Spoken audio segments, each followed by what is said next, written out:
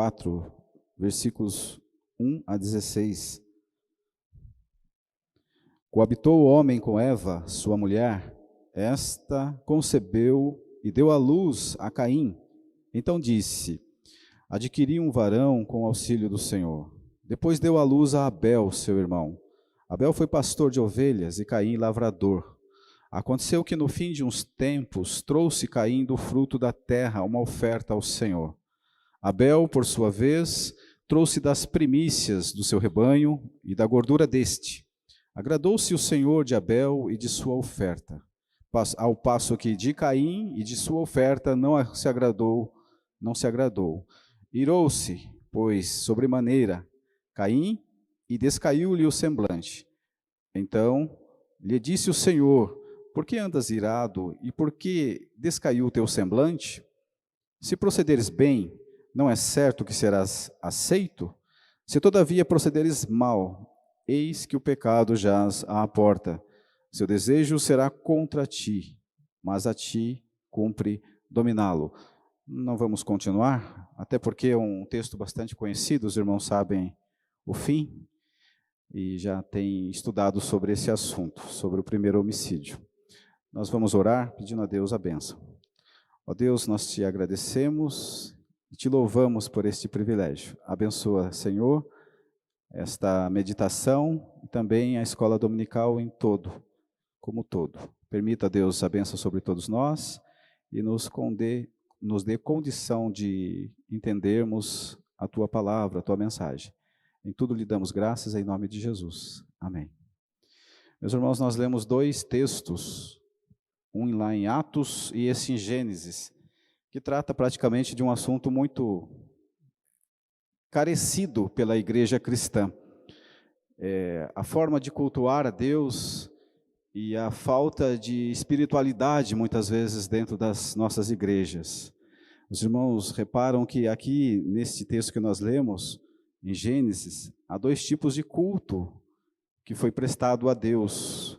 Caim e Abel, irmãos, ambos experimentaram Deus antes de qualquer existência de religião. E a história deles nos ajuda a perceber três coisas essenciais para nossas vidas. O primeiro é o culto que agrada a Deus. O segundo é o culto que desagrada a Deus. E o que nós podemos tirar de lição dessas duas vidas, dessa história que nos é contada?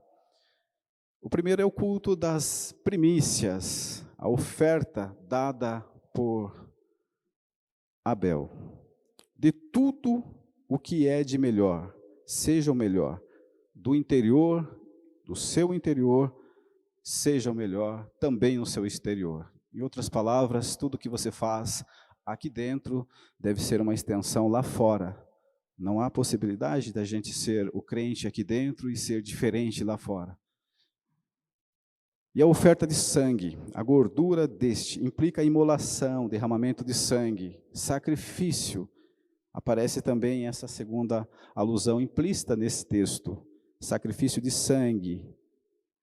Meus irmãos, nós temos da nossa parte que muitas vezes nós nos acomodamos por poucas coisas que não deveria ser do nosso perfil de cristão. Muitas vezes nós arrumamos desculpa para muitas coisas e não nos comprometemos com o trabalho de evangelização, com o trabalho da própria igreja em si.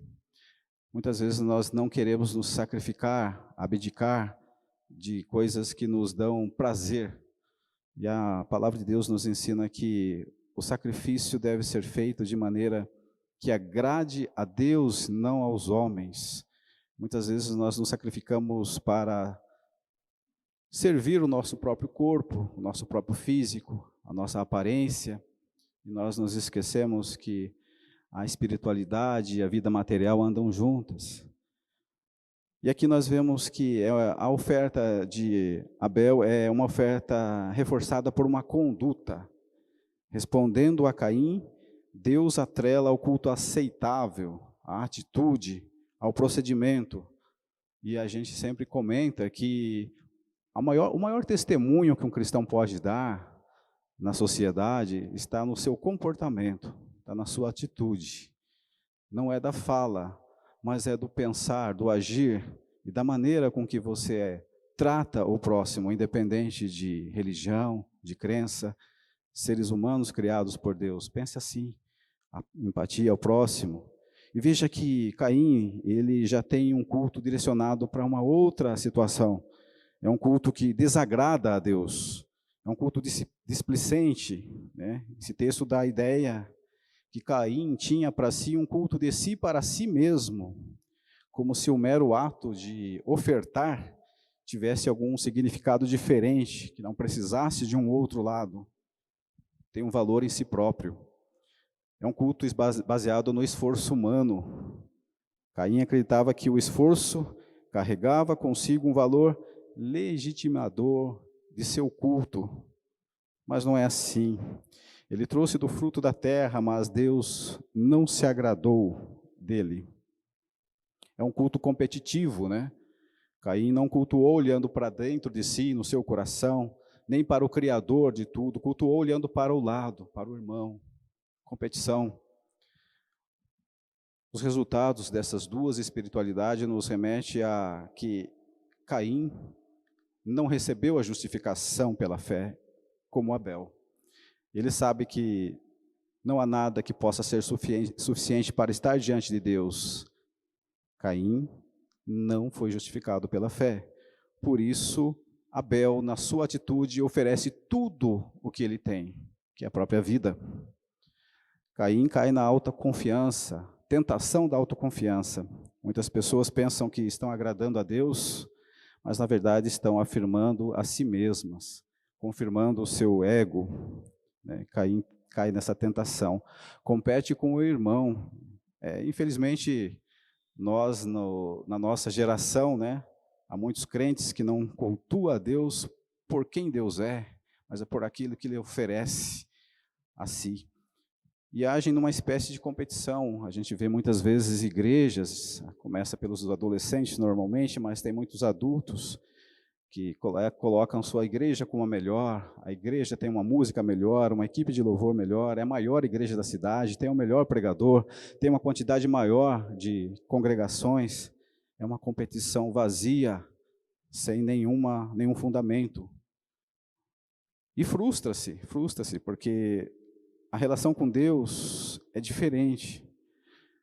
Caim, quando as pessoas, assim como Caim, percebem que Deus abençoa o irmãozinho simples, aquele desprezado em vez delas, ele se decepciona, se frustra e se enche de ira, de raiva. Então, como não pode matar a Deus, mata o irmão e mata das formas mais variáveis possíveis. Mentiras, maledicências, fofoca, carregam a marca do ódio. A consequência disso, como a de Caim, é a amargura, maldição. A amargura, ela é algo que, se deixar, ela vai brotar e vai aumentar. Só há duas maneiras, meus irmãos, de nós nos apresentarmos diante de Deus, ou conforme Abel, ou conforme Caim. Que culto nós temos apresentado a Deus? Nós lemos lá no início, em Atos, a Pentecostes, 120 pessoas, aproximadamente, receberam naquele dia o selo do Espírito Santo, o qual conferia o poder totalmente celestial, que envolveu suas vidas, de modo que daquela experiência não houve nenhuma outra, eles jamais seriam os mesmos novamente. Jesus havia cumprido a sua promessa, descrito lá em Atos 1, versículo 5. Pedro, transbordando de exuberância daquela nova virtude, anunciou a palavra de Deus e cerca de 3.000 pessoas entenderam sua mensagem. Uma igreja cheia do Espírito Santo. Era a igreja que nascia, a igreja de Cristo, a recém-nascida igreja para viver um novo e maravilhoso estilo de vida, até então não experimentado por aquele povo, naquela época. Alguns sinais daquele momento foi o estudo da palavra, descrito no capítulo 2, versículo 42. Era uma igreja de aprendizado da palavra, que se orientava pela doutrina dos apóstolos, e não de novas revelações. se pretendemos ser uma igreja cheia do Espírito Santo, nós devemos saber que o primeiro sinal é sermos uma igreja bíblica, uma igreja que se envolve com a palavra real e submissa à doutrina dos apóstolos, aquele ensinamento bíblico que nós conhecemos desde a infância. A comunhão, a palavra de Deus nos ensina aqui em Atos, no capítulo 42, versículo 42, capítulo 2, que a palavra comunhão grega chamada koinonia é um significado duplo. É compartilhar nossos recursos materiais, nossas potencialidades, muitas vezes que deveriam estar ativas, mas estão inativas, porque nós não oferecemos tudo para Deus, inclusive os nossos dons, trocando serviços com a comunidade, ou seja, dar na medida da sua posse, nada mais, nada menos, aquilo que você pode, na medida que alguém tem a necessidade. É transferir a sua caridade ao próximo. Isso é o culto que agrada a Deus. Nós, se pretendemos ser uma igreja cheia do Espírito Santo, nós não podemos estar alheios às necessidades dos nossos irmãos. Não olhar com competitividade, mas olhar diretamente àquele que necessita de ti. No partir do pão e nas orações. Essa passagem serve como ilustração da diversidade de adoração que nós podemos dar a Deus, não precisando ser o culto solene, noturno, somente domingo. Partir do pão é um ato litúrgico. E esse ato litúrgico você pode levar para toda a vida, em todo lugar. No culto a Deus deve haver lugar para a liturgia, para os hinos, manifestação de louvor e de adoração. Há muitas dimensões que nos levam a agradar a Deus e ser uma igreja mais espiritual, uma igreja mais avivada. A dimensão da coerência, da autoridade, naturalidade, louvor e na simpatia, conforme era descrito por esses irmãos. A igreja primitiva usava o método da simpatia. O que quer dizer, meus irmãos, em outras palavras, que você é simpático aqui e carrancudo lá fora? É mais ou menos por aí. Nós temos que ter um comportamento diferenciado porque nós vestimos uma nova roupagem. Nós fomos transformados pelo poder do Espírito Santo no momento da nossa conversão. Nós não podemos ser os mesmos. A palavra de Deus nos diz que nós temos 3 relacionamentos quando nós queremos ser uma igreja cheia do Espírito Santo. Uma igreja que estuda a palavra, que adora a Deus, que evangeliza através do fruto do seu Espírito. De forma que nós podemos entender que Deus nos usa como ferramentas vivas para adoração a Ele, não ao próximo, não a pessoas, e não de forma a aparecer, de forma que nós possamos ser mais visíveis a Deus e não aos homens. Então, de forma geral, irmãos, nós temos que nos preparar de forma que o culto é racional e ele, de forma bem especial, é emocional também, mas em raras exceções. Que Deus nos ajude a entender essa mensagem, essa palavra, que nós possamos ofertar a Deus um culto verdadeiro, um culto que agrada a Deus, que nós possamos ser a diferença, não só aqui dentro, mas lá fora em especial. Que Deus nos abençoe. Amém?